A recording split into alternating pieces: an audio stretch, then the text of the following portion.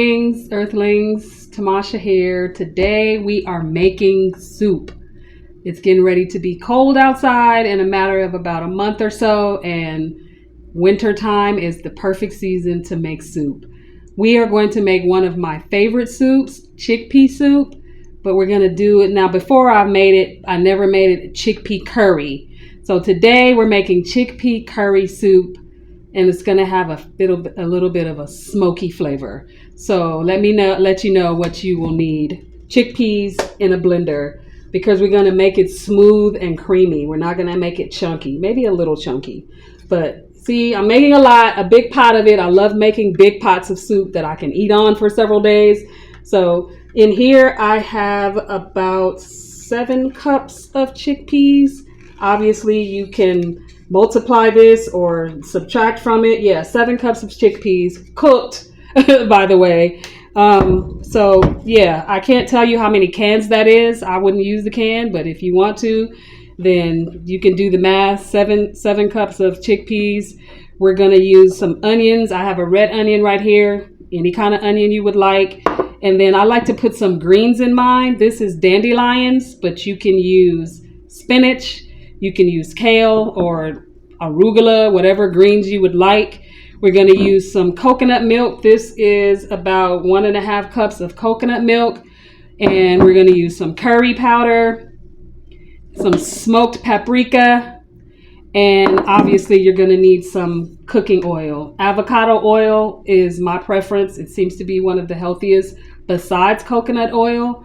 You can use olive oil, but it's not recommended to cook with olive oil. So make sure you use a high temperature oil, whatever the case. So yeah, those are the only ingredients you need. And obviously some salt and a little bit of cayenne pepper if you want a little bit of spice to it. But other than that, those are the ingredients you need. So let's step over to the stove and get started.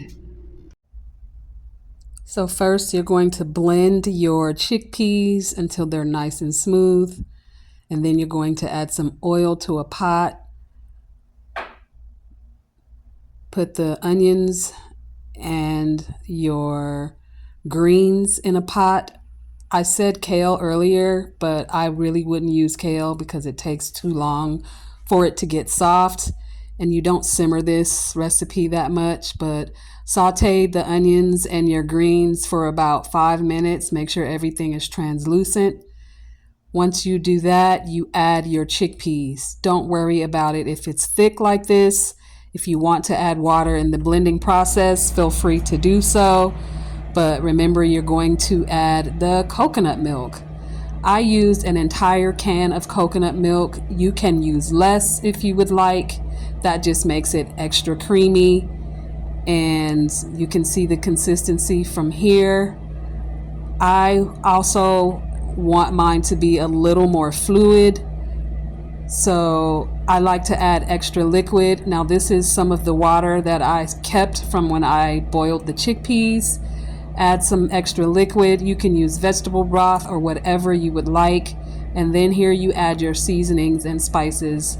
I didn't film me putting in the smoked paprika, but the ingredients will be in the description box.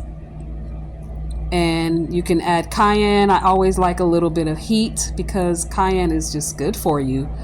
Add a little or a lot or none at all. It's your soup, so it's up to you.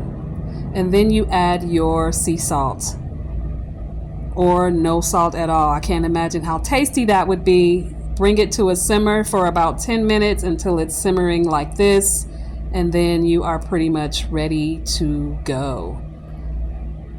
Put it in a bowl, add some green onions on the top or anything else you would like, and enjoy.